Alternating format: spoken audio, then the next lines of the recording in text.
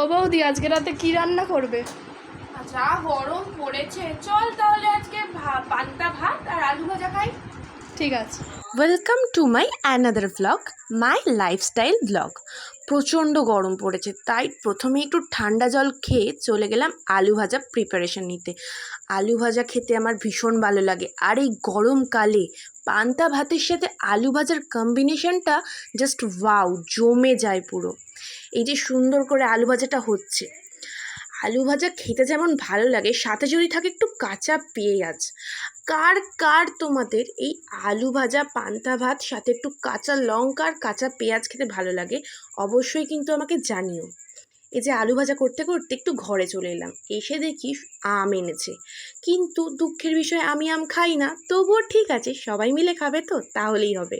ব্যাস, আমার আলু ভাজা এখানে রেডি, সাথে কাঁচা পেঁয়াজও কেটে নিয়েছি। তাহলে বাই বাই, টাটা।